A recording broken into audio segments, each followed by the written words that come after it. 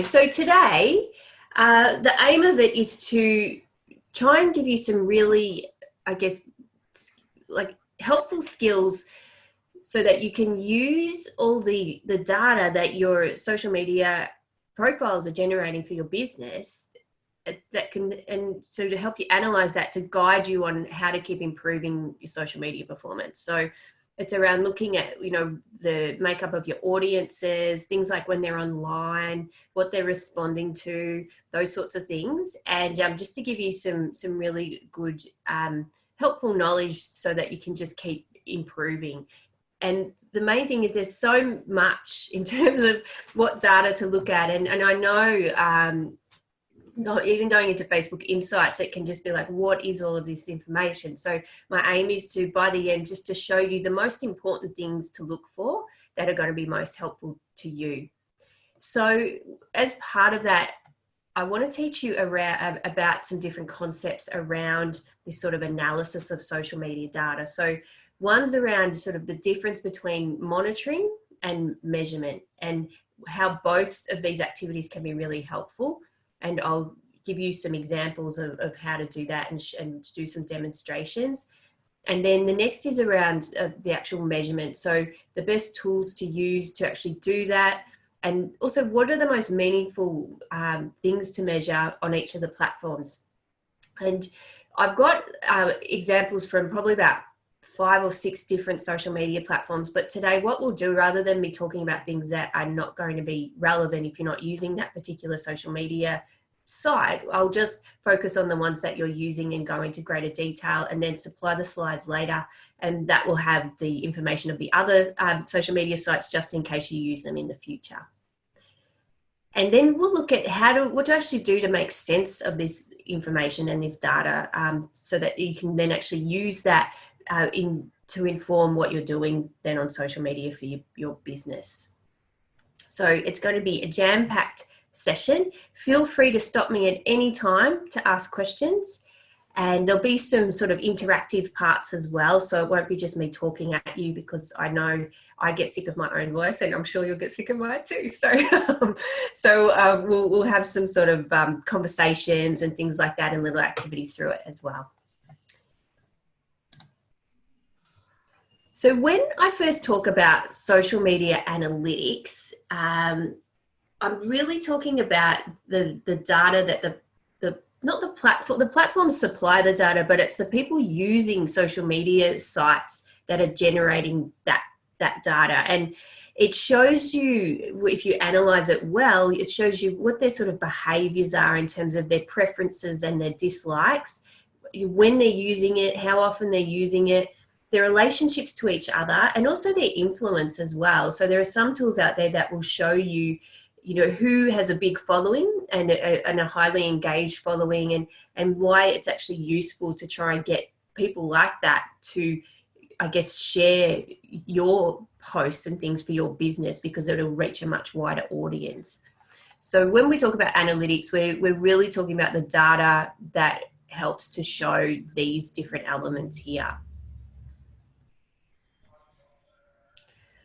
And why this part of social media practice is so important is, and I love this quote, because the data can inform what you're doing, and you can't really argue so much with the data if that's what the audience, like if it's a post that the audience is responding to, you can't say any other way that they're really not, if that's what the data is saying. And I like how it says, without data, you're just another person with an opinion.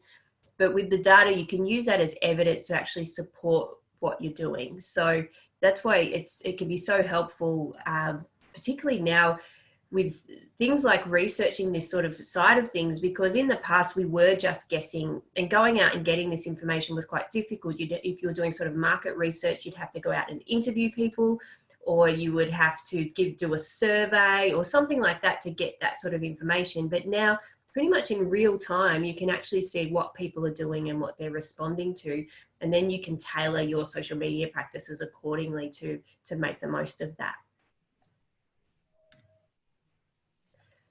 And there are a few cycles that I want to talk to you about in relation to when you're using this information. So this is in a simplified version how you can improve what you're doing on social media using this information. So first of all, you measure what you're doing, and then you tweak what you're doing according to what that data is saying. So what's working, what's not working, and you change your practices and alter them. Then you test that to see how it goes, and so then you monitor it while it's playing out to see what's happening, and then you measure it at it again, and then you do it again. So you're just constantly analyzing the response to what's going on, and then you constantly refining what you're doing just to keep improving. And to do it, I mean, you're really going through these steps. You're gathering the data, which is all on your insights and things like that. You're sort of analyzing it and making sense of it. And then you're reporting it in a way like you'll be doing it for yourself and your own business. But if you worked in an organization, normally with senior managers and things like that, you analyze it and interpret it, and then you report it, using that data to create recommendations on how you can keep improving, and then you actually implement those recommendations. And because I'm unsure just how, we'll have a chat in a second just to see, how much of this you've done already, but doing this can really help how your business performs on social media, because it the evaluation stage in any sort of marketing or communication or anything is so important, just to see whether you're actually reaching the goals you're trying to achieve. And so this data can just give you not only information to show whether you're meeting those targets or not, it also shows you, it gives you a great insight into your audience and what they like and dislike, and how they're using social media as well. And without doing this sort of analysis, you're just guessing, and you can get it really wrong.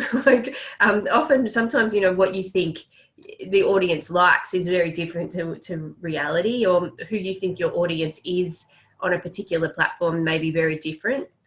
And I think we've seen in other workshops that we've done for rural digital solutions that sometimes the customers who come into your store are very different to the people who actually follow you online. And so it's really taking those things into account as well.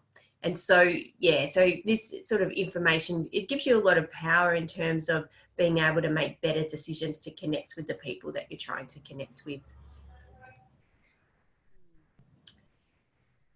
To give you a little bit of context, so I'm sorry this slide's a little bit fuzzy, but every, I think it's like twice a year, We Are Social and Hootsuite, sort of social media tools, they come out with a global digital report, just to give you, and they even sort of segment it by country as well. So, this last one they did in sort of world regions. So this is in Asia Pacific. And so you can see here, in the Asia Pacific region, there's 2.14 billion active social media users, which it's a lot. And I think what happened with COVID as well, this study also showed that the use of social media increased dramatically because people were on lockdown and they were using it as another way to communicate with each other and with businesses too. And in terms of social media behavior, overall, you can see here that, most are using social network or even just the messaging functions on social media. Most of them are engaging with it, and people are spending on average up to, nearly 2.5 hours a day on social media. So that's a quite a substantial window of time where you can try and attract people's attention. And so understanding how they're using it gives you a better understanding of how you can actually, get their attention when they're actually on it.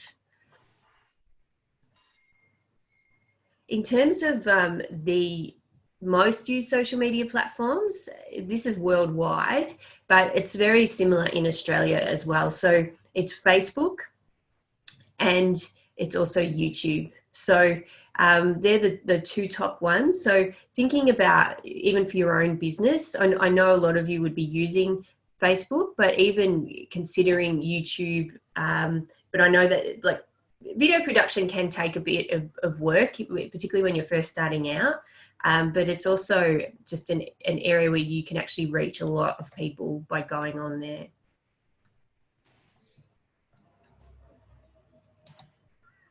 All right, so for our first little activity, I have a question to ask you. So, well, first of all, because there's so much data, like we really need to think about how we're going to use that to help your business, because every business is different as well. So often I wanted to say as well, you'll see there'll be reports like that, and it's normally as well like the beginning of each year or towards the end of each year, there'll be like trends and things and articles coming out about the best times to post and all this sort of stuff. And that's sort of generally, but you can't go past just looking at the insights of your own social media pages to get a really accurate picture of what your audience is doing, because they are very different. So if I just want to bring everyone up now. So here's a little quiz. So down the bottom of your screen, you have what's called a reaction button, and you can put your thumb up or you can clap. So here's a little quiz. So just humor me. And it's saying, okay, analyzing social media data is important because, and the first answer is it's more interesting than watching Netflix. The second one is data provides valuable audience insights and knowledge on brand and content performance. So it's the second one, you want us to click on the clapping hands, is that right? Well, if that's your answer. Well, I can't tell you the answer. Yeah. Has mine worked? I don't know. No, I can't see yours. So why isn't it working? I don't know. Yeah, thank you. So no, but yeah, but I have to tell you a little story that I was working with a client, and I'm going to show you Google Analytics a bit further into the presentation. And she had an online store, and so with Google Analytics, when it's set up on a website, you can actually see when people are purchasing on a site in real time. And it was around Christmas, and so she got so enthralled in watching it because it makes a noise and she can see what people are doing as they're doing it, that she ended up like sitting there over an evening with her husband, like watching the analytics, eating popcorn like it was some movie because she was so excited by it. So it can be more interesting than Netflix as well. So, all right, so let's move on. So the difference between monitoring and measurement, and welcome to those who've joined. So monitoring focuses on what other people are doing on your social media channels and what they're also saying in relation to you on social media. So monitoring, for example, it would be, you know, if you get a notification to say someone has left you a comment or someone's left you a review and you go and look at it, then you'll be actually monitoring. So you're looking at other people's behavior on your channels, or even more widely if they're talking about you.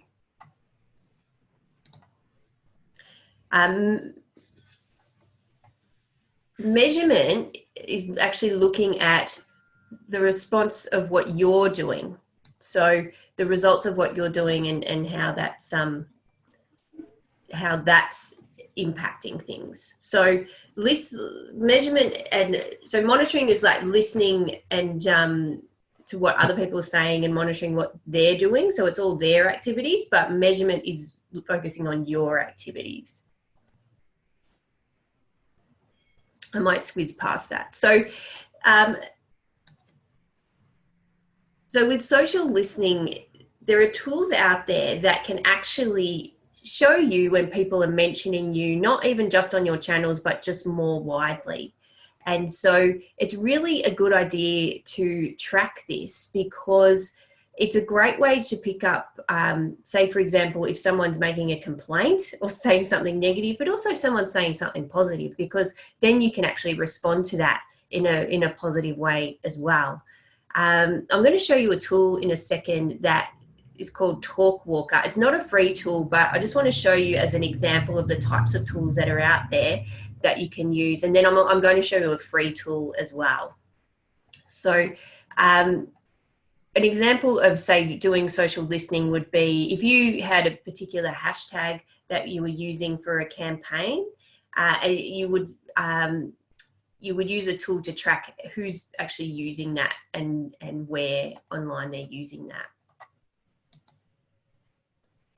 And doing this sort of analysis is important because it helps you to understand the audience as well and what they're saying. And it's also a really good way to monitor your reputation, because sometimes what you think people are saying about your business online is, or how they feel about your business is very different to the reality. And so there's like this thing called a reputation gap. But with social listening, it can actually help to find out exactly what people are saying. But I have to say straight up that this sort of analysis and scraping this sort of data online, it's all public. So there is so many conversations and things that go on where people have locked down their privacy settings, or it's through, say, Facebook Messenger that we just don't have access to in relation to that sort of data.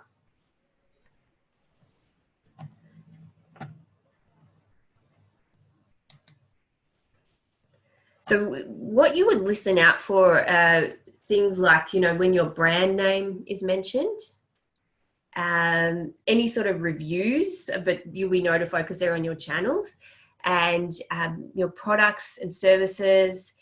Also, it's really good to find out if you wanted to do some competitor analysis, like actually using a tool like that to find out what people are saying about your competitors. And that it can be positive or negative, but it's always good to know what they're saying. Particularly what some brands have done in the past is there was a famous example with an airline in the UK where customers were very unhappy with this airline because they'd cancelled all these flights. And so they were sending out tweets about this airline. And then another airline came in and sort of saved the day for these customers and lured these customers over by providing great customer service to them. So it also provides opportunities for your business to be able to sort of step in and fix situations as well.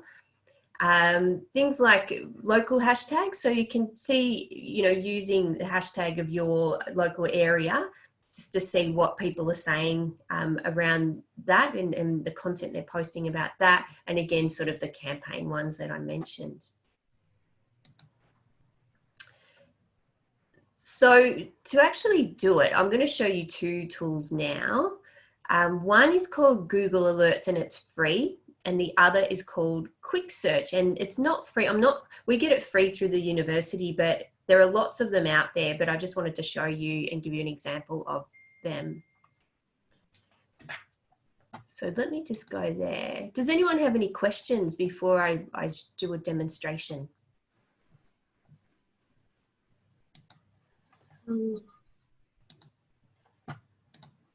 Can you just clarify hashtags, Karen? Like I know I use them, but I don't really know why. Like we've got a hashtag we use for our business. It's sort of like a byline, but I don't really understand why. So does anybody actually ever go searching just for that hashtag? Or see, like the branded hashtags, they're fine, but they're not very effective if you're trying to reach. Like hashtags are generally used to reach people. So the best hashtags you could use would be hashtags with your local area. So Emily, for you, it would be, say, all the local areas where your customers are from. So it might be hashtag St. George. And so when you're posting, and it's mainly on things like Instagram, Facebook is saying they're starting to give more sort of reach with content, and reach I mean by allowing people to use hashtags more for better performance. They're saying they're going to do that now, but they haven't really been. So hashtags on Facebook traditionally haven't been so effective, but on things like Instagram, it's a great thing to use. And so using, because you're a local business, using the local town names on a hashtag are probably the most effective way that you could use them, because it means that when you're posting your content, say on Instagram, and you say hashtag St. George, people look at those hashtags, and so it means you will appear when they look at that particular hashtag because you've used it. So it's almost like it's a tool to categorize things. So it means that if all the posts that use that hashtag will all come up together when someone looks at that hashtag. Mm-hmm. Okay. All right. So are you happy for me to? Yep. Yeah. Okay. Thank you. That's okay. All right. So the first one I'm going to show you, this is a free one. So this one's called Google Alerts. And so this one will show you when people are mentioning your, whatever keyword you want to put in there, in an article or anything online. So I have it set up for things like social media, and I have it set up with my name as well. And it's good to create one. We're going to have an activity in a sec where you can do that, where you can create one for your business name, just to have it there, just in case it appears in some online media that you're aware of it. I do the one on social media because when I want to share posts, I might just get you to mute Emily. So it's good to have it set up. If you're looking for articles and things to share on your social media channels, that's why I have one set up for social media, because at the end of every day I'll get an email and it's got a list of all the news and the articles that have come out that day using that particular search term or keyword. So I'll just show you. I'm trying to think of, if I did one for me, let's say digital marketing. I can never type well when people are watching. So I put in the search term here, and what I can do is in the options thing here, I can choose how often it's emailed to me, and I can pick, the method that I want it. So I have I've got a few Gmail accounts, so that's what's linked in through this one.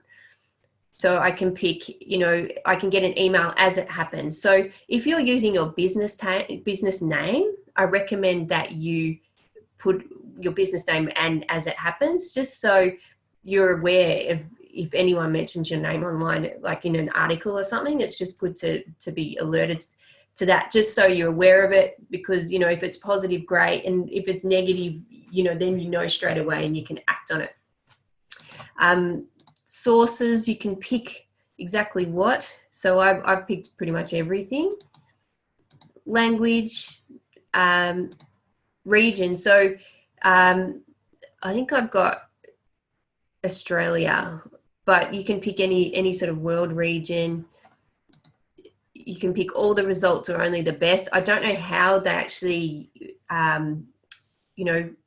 work out which is the best, but I've done that. And so with that digital marketing, I might say once a week for that one and create alert. And so now I'll get an email with that information. And so you can add in as well other emails and things for that too.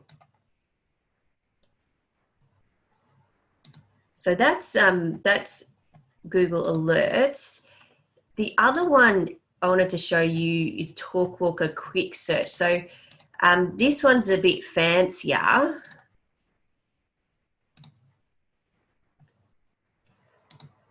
And, is it? Yeah, Google Alerts is really, really helpful. It's good for your own sort of business's sort of reputation management, just to make sure you're across it. But it's also great. It brings relevant information to you as well. If you're looking for content and things to share, you just get a list every day of the latest stuff. So really helpful, and it's free. That's the best part. So this one is it's a bit more extensive. So if I put in here, why don't I put in here I'll do Care Belong as an organisation, because they're also supporting this project. So I thought I'd put that in there. And so with that, it will come, if I do a search on Care Belong,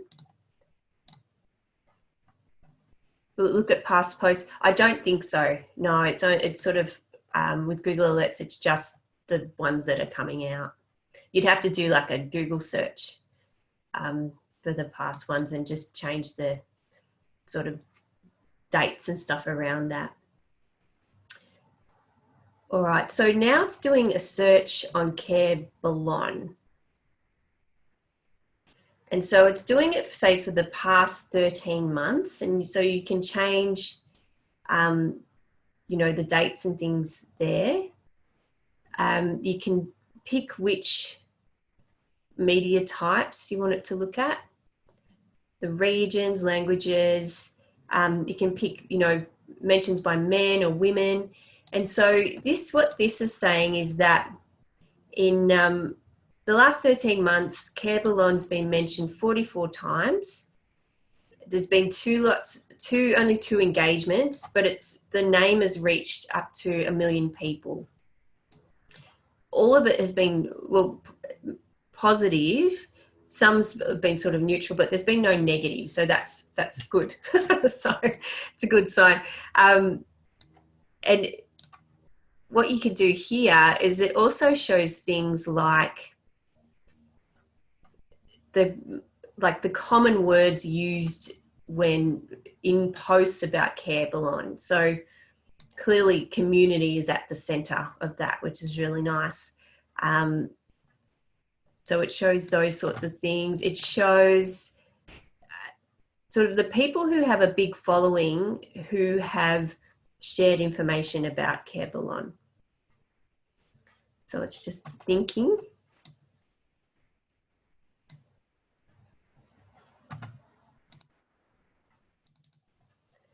Thinking a bit too long. Oh, here we go.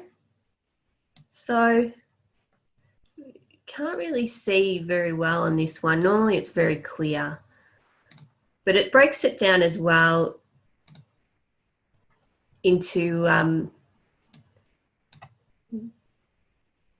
and women, top languages. So, 60% of the people who have mentioned Care Belong on social media have been female. English.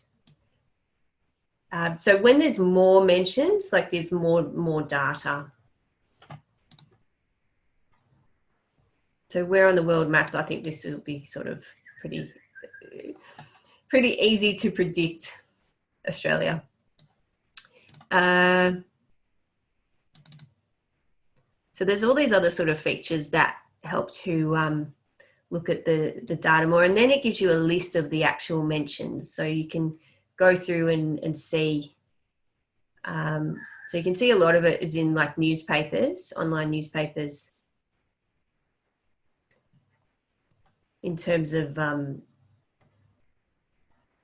online mentions there. And then the final one, see what it comes back with. So tools like that just help.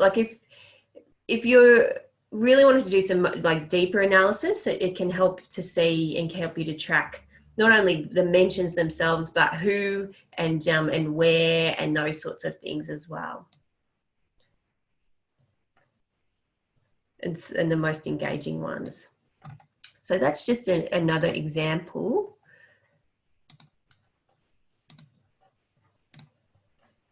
So what I thought, if you haven't done it already, is maybe you could set up Google alert for your business or for a topic area that you're interested in as a little activity. So if I go, I'll just put everyone up there. Who already has a Google account? Do most of you? You don't? So is the data just through hashtagging? No, it's also mentions of the name. So it's not hashtagging, it's also mentions of the actual name. And when you do your search, you can just put in the name and then it'll bring back. You can put in a hashtag and it'll bring those back too. Yeah. Well, Emily, do you want to maybe just still try, and then it might ask you to put in another email address in there. So it's just google.com/alerts. The AU, it'll take you there anyway because you're in Australia.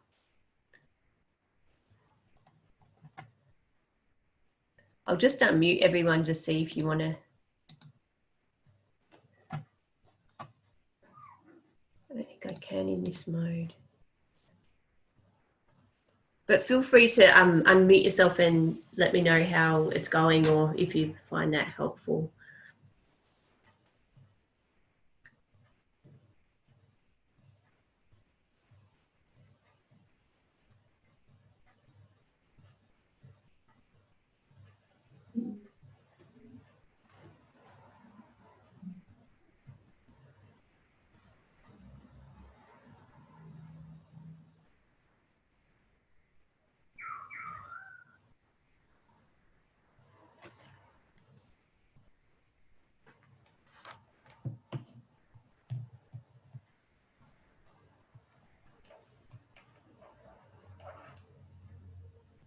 So can I add a few words in there to create an alert for, or do you have to do them one by one? One by one. Unless, I mean, you might be able to do like one and then the word "and" in capitals and then another. See if that works.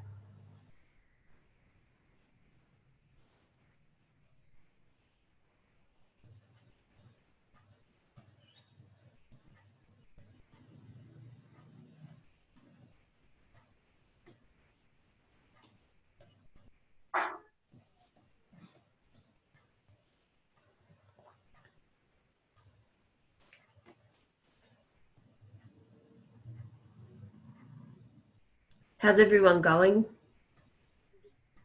Selecting all my options. Okay.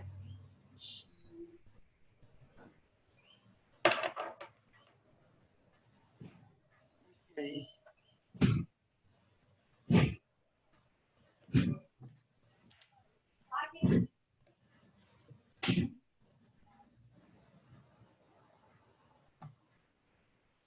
Oh. I'm waiting for my cat to come in and bomb this session. So how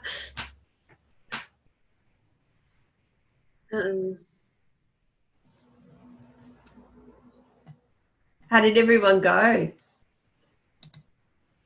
I already have news alerts for most of the towns. I get a newsletter from a source I don't need. How do I remove them? In Google Alerts, do you mean, Liz? Do you want to put your microphone on?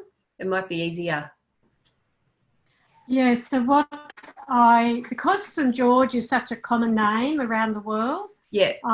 I get news alerts for St. George and Sutherland Shire Leader, and it's a New South Wales St. George. Yeah, yeah. So are you asking how to get those out of the? Can I once upon a time I thought there was somewhere that you could actually delete those sort of messages, like the ones you didn't want. You could block them so they didn't get found. I mean, maybe if you use like Boolean, you could put something like, St. George, not, and then the other terms, and then it can sort of narrow it down. I'll see if I can find you a sort of Boolean dictionary.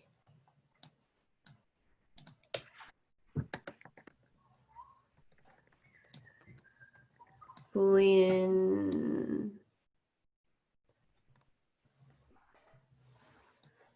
So I've just typed in negative Sutherland Shire and just see if that changes it.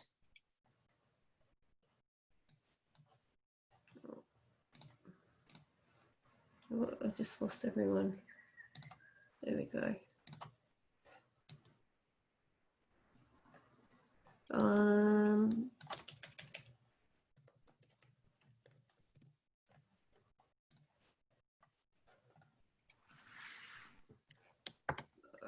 So I'll give you this. I'll put a link in the, because sometimes if you use the word not in between the term that you want and the terms that you don't want, it can narrow it down. So here's I've just put a link in the chat for a little dictionary that has search terms in there that help to sort of narrow down your search.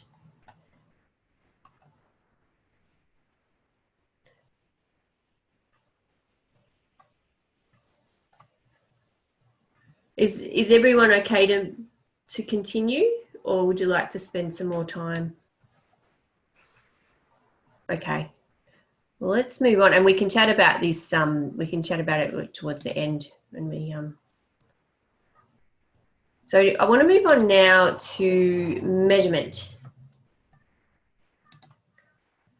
So I'm often asked, what are the best tools to measure your social media activities? And I've spoken to sort of data analytics experts from all around the world as part of research for my social media book, and they've all commonly said that the ones that on the actual platforms are the best ones for that platform. So there are tools out there. There's sort of social media management tools that you can schedule through, and they also do measurement and things like that. But the platforms, like the social media sites, are so different that you really can't analyze them really accurately if you're trying to compare them and push them all into the same thing. So the insights and things on each platform are designed for that platform, and so that's why they're the best ones to use. So if so with the social listening tool I showed you before, you need an external tool for that, but the Talkwalker one I showed you, if you want to get that deeply into it. But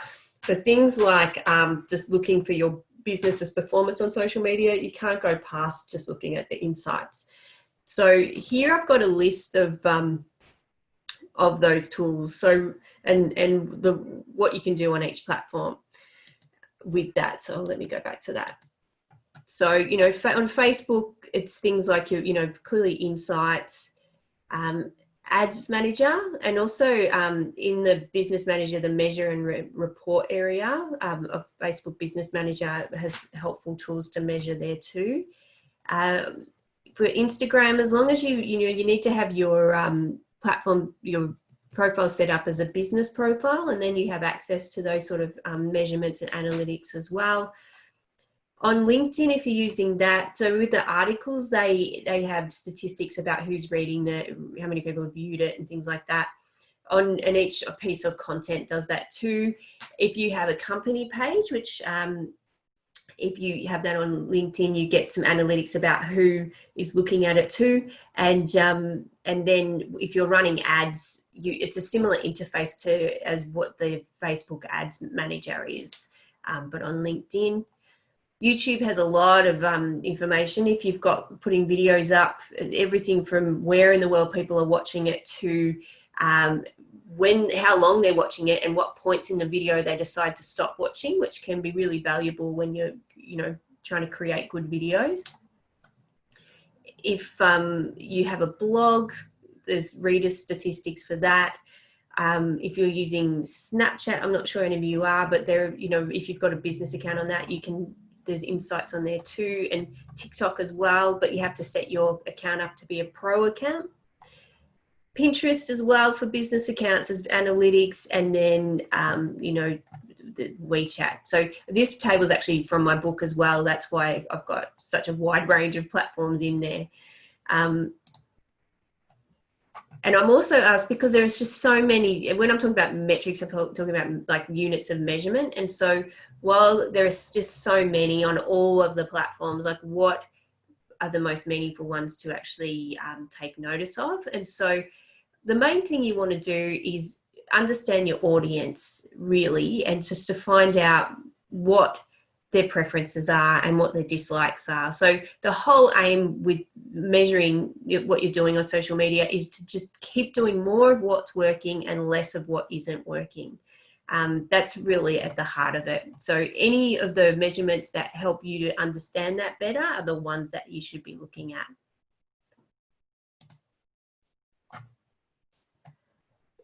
The measurement should also be aligned to your business goals. So everything that you do on social media should be really there to support what your overall business goals are. And it just then helps to keep you on track. So the example I've got here, it's like if you have an online store, or even if you have, a bricks and mortar store, and the goal of your business is to increase sales, everything you do on social media should be trying to build that relationship with customers to then encourage and prompt those sales.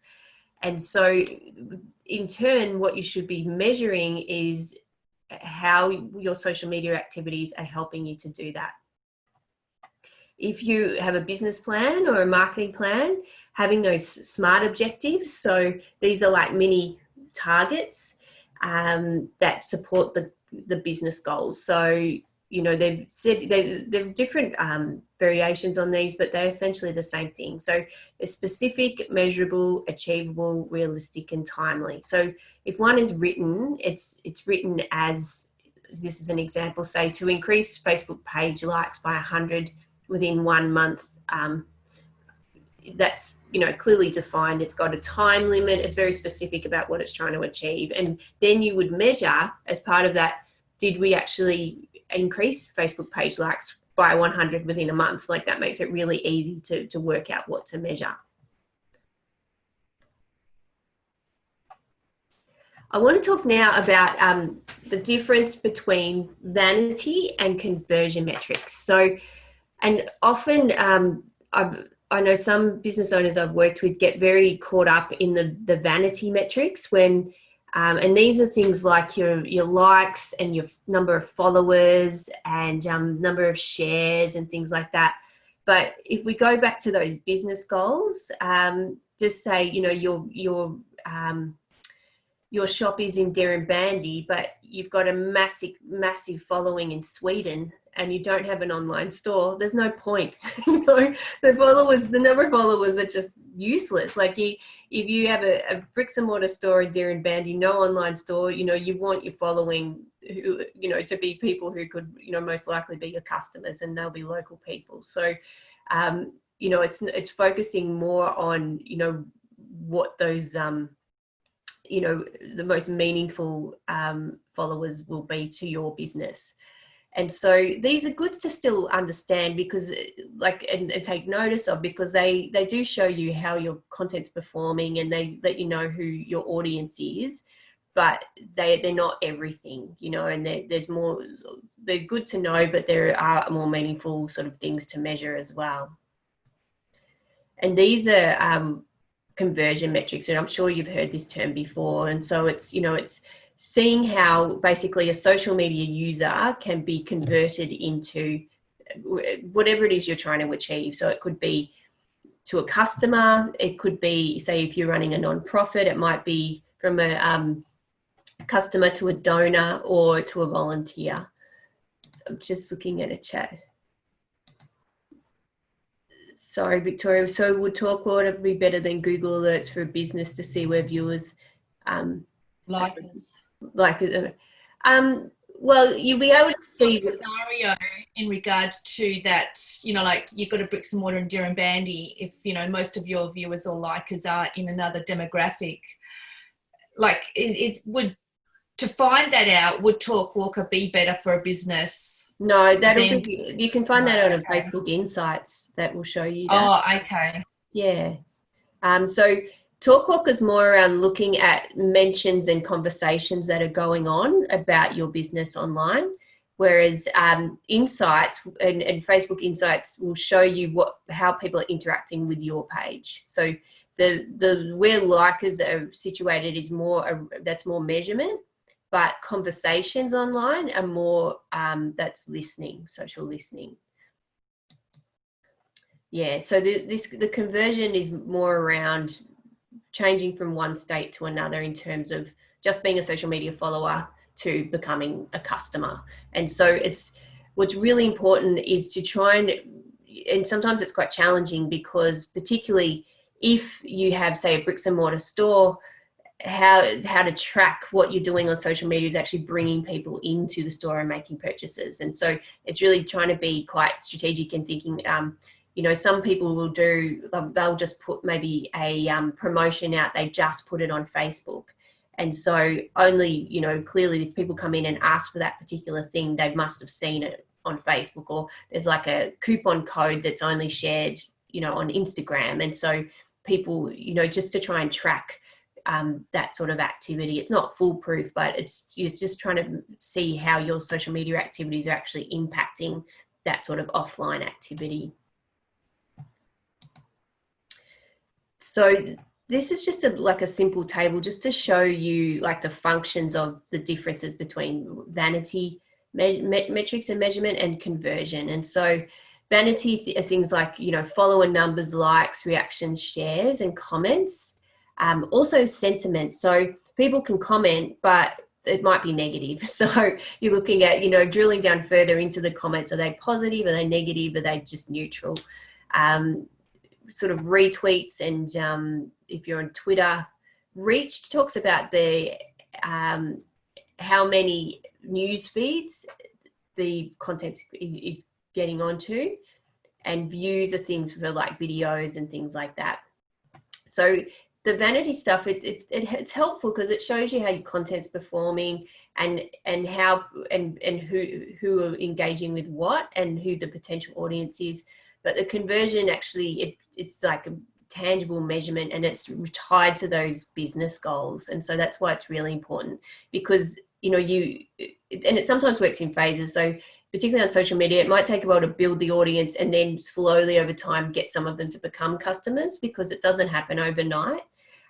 So it might feel like you're doing a lot of looking at the vanity stuff first before people actually turn into customers. So there is a process, and it can take a while, but it's better to look at both of these things rather than just focus on the one.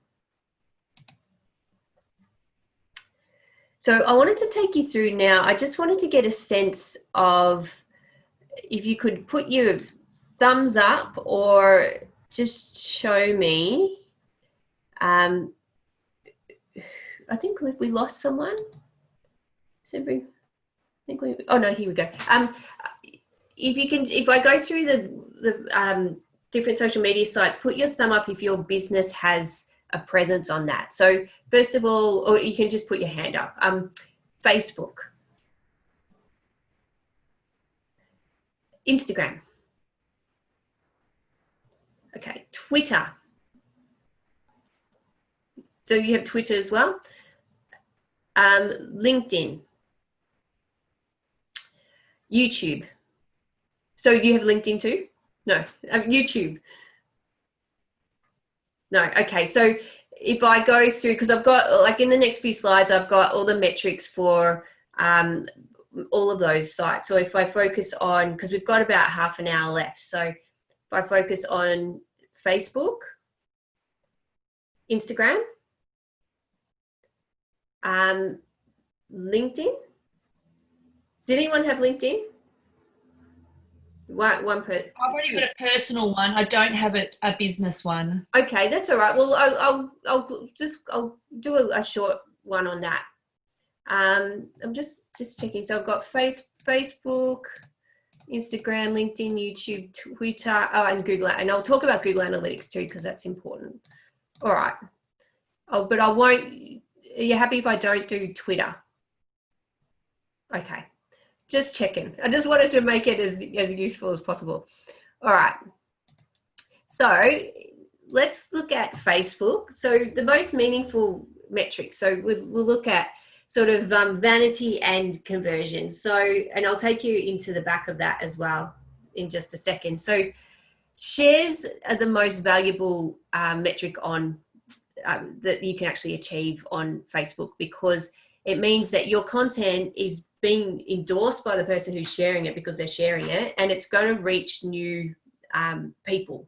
And now the way that Facebook is set up, unless you pay for boosts and ads, they only show your content, and to probably around 8% of people who follow your page, unless people start interacting with it, and then it'll show it to more people. So getting the shares or even the comments and just that interaction is really helpful.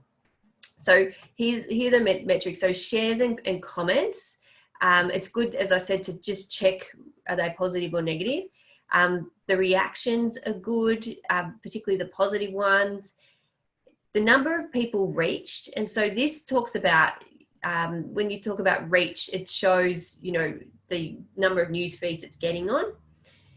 For stories and video, it's the number of views, and Facebook counts that as, say, 3 seconds is seen as a view, which isn't very long really. And page likes and follows. So these are good for a Facebook business page. And then in terms of conversion, if you're trying to send them to your website, so it'll be things like link clicks, and then there's things like if they're leaving you a message as well, that's pretty good because they're actually reaching out and making an effort. I'll just take you now to Facebook Insights.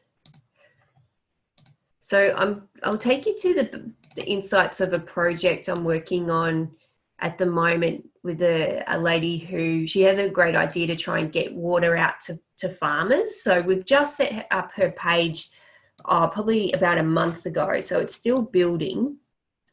And so in Facebook Insights, this is the first, the overview page, and it's quite useful in that it gives you a snapshot of all the things that are going on. So you can see here, like, you see how the page likes are going up, how many people are seeing the posts, the number of people engaging with them, or the engagements. Well, and then you get like the last post that she did and how they're performing. So you can see here the engagement, it's split between number of times the post has been clicked on and then reactions as well. And then again, you've got the reach of each post. This bottom one is really good. You can add in other business pages of your, say, your competitors, and it shows you this information as well. So you can see the engagement levels on your competitors' posts. You can see how many posts they've done each week. Then follower numbers, like are they going up or down? And the number of page likes that they have. So that's really helpful. Also for insights, what I find really helpful, because there's all these things here, you don't have to look through all of these things. Like the most helpful things I find are these ones, posts. And so this in here, it shows you when people are most likely, the followers are most likely online. And so you can see here for this particular page, because we're still building, but you can see here that Monday is the best day for this page. And it looks like, 86, 80. So yeah, it looks like, really early in the morning is the best time to post, and then late at night for people who follow this page. And so it's good to look at that. So then posting when most people who follow the page are online means they're more likely to see it and then interact with it, and then increase that reach of the content. So it's just good to see that. The other good thing on this particular post page to look at is this one here, post types. because it shows you the types of content that people are interacting with the most. And so you can see here, video by far gets the greatest amount of reach and the greatest amount of engagement and shares and things. And so by looking at that, it means, you know, we really need to keep producing more video for this page because it performs so well. But sharing other people's videos, not so good. So we need to do less of that and then more of that. So that just gives you an idea of how people are responding. The other one that's really good is people, because this gives you a breakdown of your audience in terms of this first one here are people who like the page or your Facebook business page. And so you can see here the split, you know, there's more men than women, and they're mainly in, you know, this age range. But what you should look at is what is really quite interesting is that you've got your fans, so people who like the page, then you've got followers. So some people will like a page, but they won't follow it. That means that if they're not following the page, they're not going to see when you post. Sometimes people decide to like a page or they decide to follow a page and not like a page, sometimes the opposite, because they don't want to be hit with advertising. Because when you're doing ads, you can get it, like choose to target people who like a page. So I've found that with my own ads, some people decide not to like but to follow because they don't want to be targeted with ads. The people reached means these are the news feeds it's actually getting on. So let's look at that compared to, say, the people who like the page. And you can see this, it's quite different. The content's actually getting to more men, even though up here, like, it looks like there are more women, but it's actually getting in front of more men. And then we've got people who engage with the content. This is probably the most valuable metric you can use because it shows you who's already taking an interest and responding to what you're posting. And so you can see here, it's people in this 65 plus age group who are responding the most. And so if you are trying to get more people in to become customers, it's really creating stuff that's going to keep engaging with this group, because if they're not customers already, they're close to being customers because they're already taking an interest in what you're doing. So that's really helpful for Facebook Insights.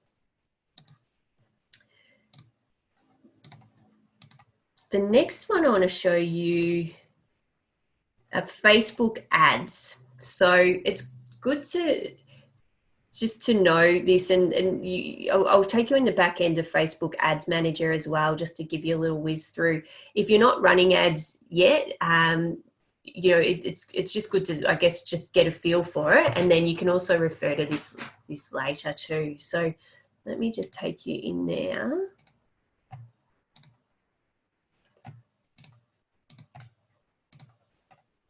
So this is for that same project that I'm working on.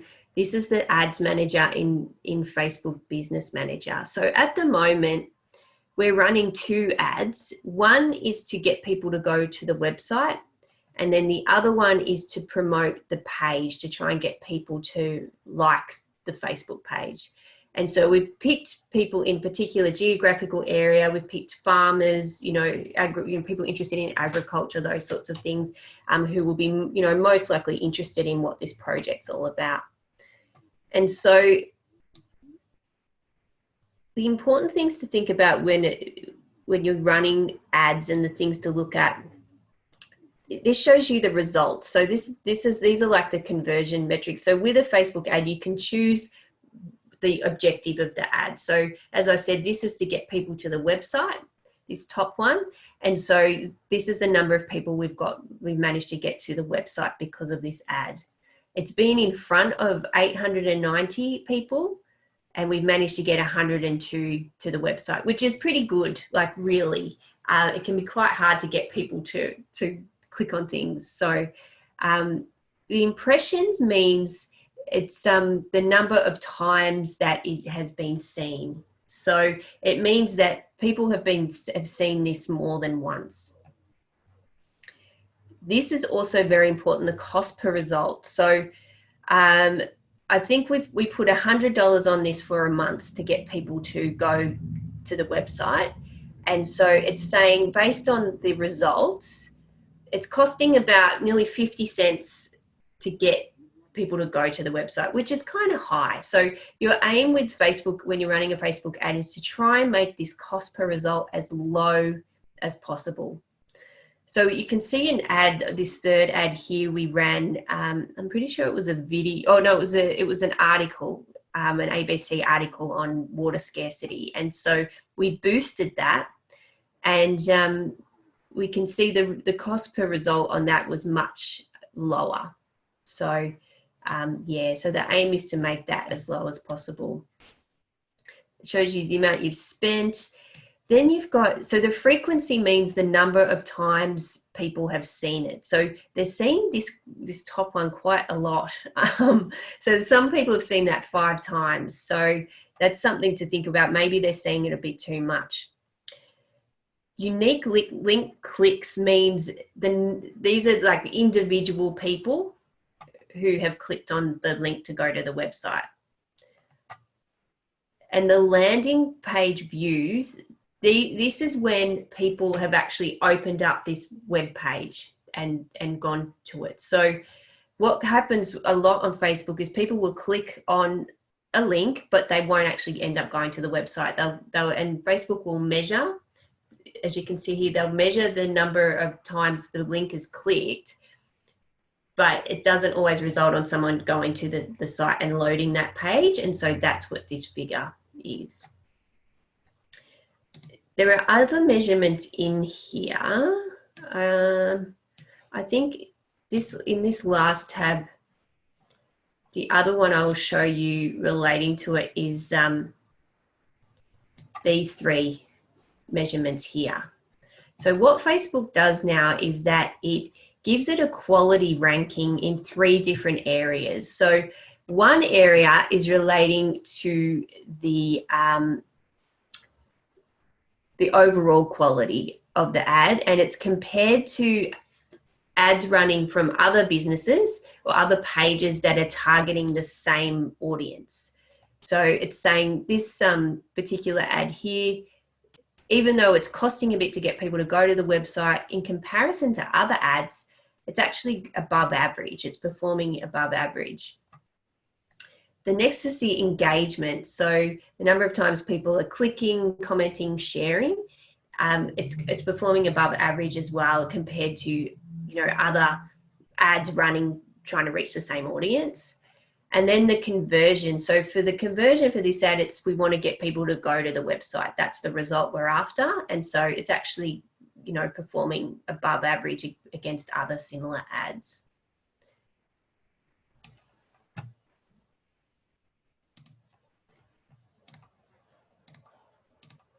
And so I could teach a whole course on just on the Facebook ad side of things. But as I say here, like the cost per result is really important to keep an eye on. And then you've got all the other metrics that I've just taken you through there.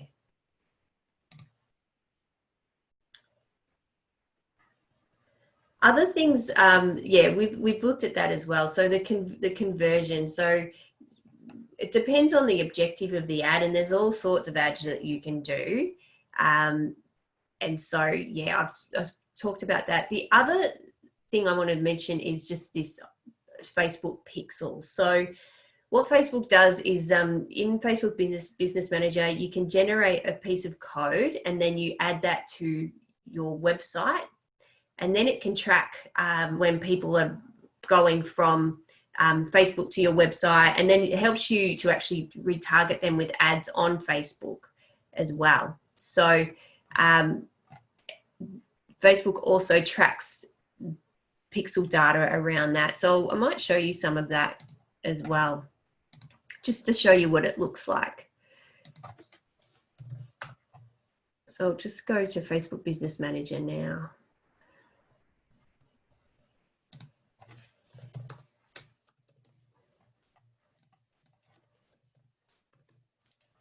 Sorry, my computer's a bit slow.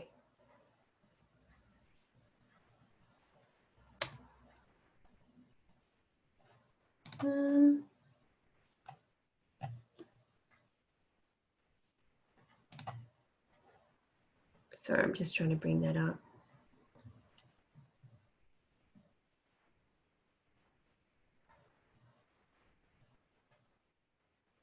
Okay. Well, all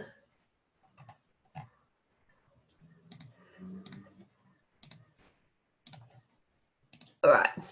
So this looks quite scary, but it's not too bad. So this is for, I'll take you to the project I was just working on.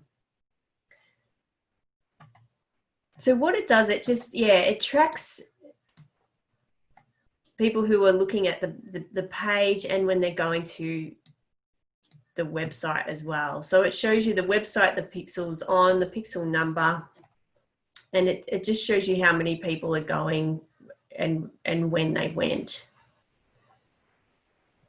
It also helps, there's just, if you want to get super fancy, what you can do is you can actually create different sort of links that you can use in ads that are for different pages and different parts of a website, and then you can track the performance of that in this area as well.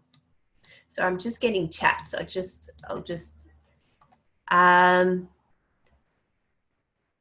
so Nikki, I might need to talk to you separately about that because we're just running out of time right now, but let me just get through your rest of the presentation and we can definitely have a chat about that. Okay, so Instagram, the vanity metrics on Instagram are really your, your follower numbers, the follower growth, the likes on each, on your different posts, how far they're reaching. Again, this idea of impressions. So, how many times the possibility that the content's been seen, and then how many people are actually visiting your profile. So they're the main metrics to look at. And then you've got the conversion really on Instagram, unless you're running an ad that is very clear about getting people to a store or things like that. It's generally website clicks, because there's only one place on Instagram you can put a web link, and that's in your bio. And so it can actually measure that. So I've got through Creator Studio, am I here? Yes. Through Creator Studio, Facebook Creator Studio, it has some of those metrics. It's better to look at the ones on the app though, like on your app for your own. So in here, let me put my own. I had Sensational Sausages used to be one of my clients. So here's the one for my page. So it shows you, like, there's insights there. It shows you number of people who visited my profile, the number of accounts that it reached, and I'm pretty sure you can change. So it's for the last 7 days. So it just shows you weekly. Accounts reached, and then impressions, so 3.6 thousand. And it also has audience stuff in there as well. So you can see the breakdown of age and gender of your audience. So you can see here, most of my audience are in between this 25-34 age group, which makes sense because that's the bulk of people on that particular platform and are in this age range. And there's not much, there's more men than women, but I only post Coolum Beach sunrises, so they must like those. And then you've got the days and the hours they're online, which can be helpful if you're scheduling as well, because you can schedule through Facebook Creator Studio. The darker squares means there's more people online. And then you've got the countries they're from and the cities, just to give you an idea of who they are. So we'll go back to the presentation, and so a little bit of LinkedIn. So on LinkedIn, the main sort of vanity metrics on LinkedIn are the number of connections and followers you have, You can see who's viewed your profile if they don't have that privacy setting locked down. So that it's just interesting to know. But if you want to go stalking other people's profiles, make sure, and you don't want them to know, like go in your privacy settings, you can make sure they can't see that you've been looking. And also your post views and reactions. So it's very similar in terms of content. And then you've got your company page as well. So in terms of conversion on LinkedIn, it's more around sort of the results you get. So for me, like I get a lot of direct messages, and some I end up with a client, or it might be a speaking opportunity or something of that nature that I can say, well, for me, would be a measurement of conversion. So it tends to sort of begin, the conversation begins on LinkedIn, and then it results in something offline.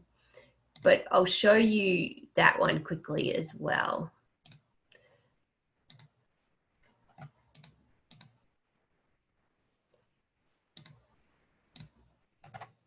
So you can see, so this is on mine, it's got my followers, and then on a piece of content, say a video, it just shows you the number of people who viewed it.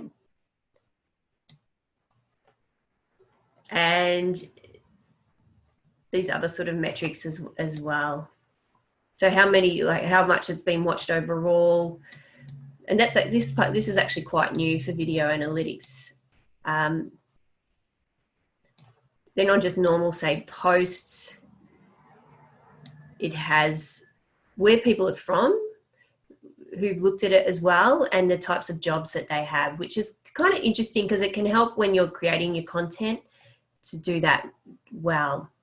The other one I wanted to show you on this is for a company page quickly, if you were deciding to do something of that nature. So again, it's for this Water for All project. And they have a whole range of analytics in there too. So you can see who's visited the profile, the number, and job functions and things too. There's no followers on it yet. And then updates. So it's pretty basic on there. So we won't look at YouTube or Twitter. The other one quickly I wanted to show you is Google Analytics. So if you have a business website and you don't have this set up, I really recommend that you set up Google Analytics on the site, because it gives you so much information about what people are doing on there. Things like where they're coming in from and where they're leaving from, which is really important to know what is on that page that's making people go, and it shows you how long they're spending on the site, all this sort of stuff, and it's a free tool, so it's and very simple to set up. But in terms of social media, what it can show you is the social media channels that people are coming from to the site. So I'll quickly show you my one. Where are we here? So this is for my site, drkarensutherland.com. So in terms of the social media side of it, so this was I was mentioning before with the lady who I worked with who had an online store, because you can see what people, there's no one on my site right now, but you can see people on there and what they're doing on the site. And if you make a sale, I think there's like some sort of ding or something. So she was just sitting here like enthralled watching hers. But in terms of social media for this, it's under acquisition and then social. I'll just go to overview. And this, it just tells you what social channels are being most effective for you in bringing people to your website. So for me, it's Facebook, and then it's Twitter and Instagram. And you can delve in much more deeply around times of day, where people are from, all that sort of stuff. But because we're running out of time, I won't go into that now. And I think I've shown you enough graphs for this session. So it's just a good thing. I'll give you the slides after this as well, which has all this information on there. So it's just a really useful tool to help you to see what people are doing on your website and where you can further enhance it. So based on, I guess just to have a think about it before we move on to the last section, based on what we've covered, maybe have a think about what would be the most valuable things to your business to measure, because there's so much, but just think about those ones that are really going to help you to understand whether your social media activities are supporting your business goals and how well you know your audience as well. So they're probably the key ones. So if we get into the final section, because we are running out of time, I think I've spoken too long, but I just wanted to take you through the steps around making sense of it all. So the most important thing is thinking about, like, why are you measuring what you're measuring? You know, what are you trying to find out from looking at this information? And then looking at the graph that's presenting it. So, and then thinking, okay, well, what is leaping out at me? Like, what is it? Are there any sort of relationships there? Are there any trends? What is this actual graph trying to tell me? And it can take a little while to sort of wrap your head around it, depending on what platform you're looking at. What I like to do is, so the graph might say, you know, more people are online on a particular day, and then delve more deeply, thinking about, like, you know, why would that be? And that gives you even a greater insight. So one thing I like to do is, if I look at follower numbers and I notice there's a big drop on a particular day, like people unfollow me, I like to then go and say, well, what did I post on that day that caused so many people to stop following me? And that gives me an insight into, you know, what the audience is responding to, even negatively, so then I can keep improving what I'm doing. So it's just asking these questions as you're looking at the data, like, what's it telling me, just to try and delve more deeply into it. And the more deeply you go, the greater meaning you'll have, and that will inform you better when you're using, you know, you're creating content and running ads and things like that. So I have one last little activity for us. So looking at this, and this is similar to what I showed you just before. So looking at this graph below, how can I use this information here to improve my social media activities? Does anyone want to have a go?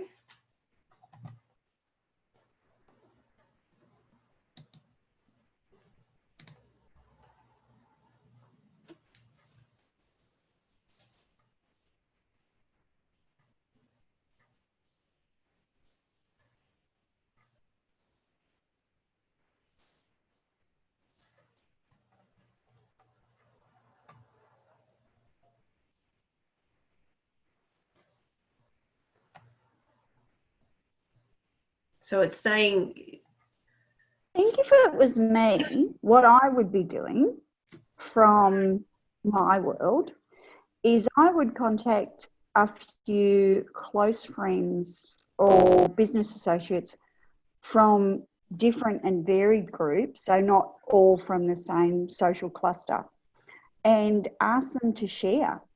Just straight out ask them to share the video. Yep. But what is this graph telling you? That your photos are engaging a higher number of people than videos. So maybe keep up the photos, enhance them more, maybe make them a bit more captivating, and increase that reach and engagement that you have with your audience. Yep. Yeah, that's right. So it's looking at that and saying, okay, well, clearly your photos are working better with this audience because they're reaching more people, and people are commenting and sharing them more than the other pieces of content. And so, and I need to do more I need to use more photos because that's what's working. And there could also be with videos. I mean, there's still, you know, a high number of people that it's reaching. Maybe the videos could be too long, maybe shortening them, making them short, sweet, Yep. Captivating like that could maybe work. Maybe it's people don't want to watch the whole segment, they just want to have little snippets. Yeah, so that's right. So and then it's like, yeah, looking at what else you're doing and refining that, and clearly probably not sharing other people's videos so much because they're not working. But also, Nikki, like, yeah, getting people to share your stuff is the perfect way to increase your reach. So that's definitely a very good tactic to use. But yeah, but according to this graph, it's like, yeah, photos and video and links are okay, but they're clearly, you know, the top two are performing the best.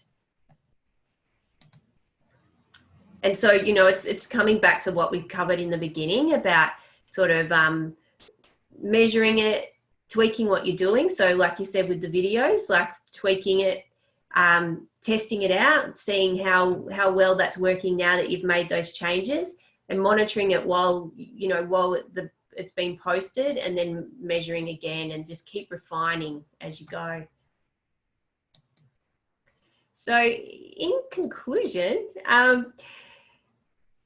this is what I recommend. So it's good, and I know everyone's very time poor, but in terms of, say, the monitoring, it's good to do that, you know, at least once a day, just to, particularly when people are mentioning your business or they're leaving comments or things like that, because people now expect businesses to get back to them. Like sometimes they don't pick up the phone or email anymore. They'll post on social media and expect a response. So it's just good to keep across that daily. Actual measuring, you know, what you're doing, like how your content's performing, even like just a weekly thing is good, just to see how you perform for that week. And same with like really doing that deeper data analysis, and then you can keep carrying that knowledge over into the next week. And so these are all my sort of socials if you want to connect with me further, but I'll supply these in the slides. You'll get these as well. And are there any questions?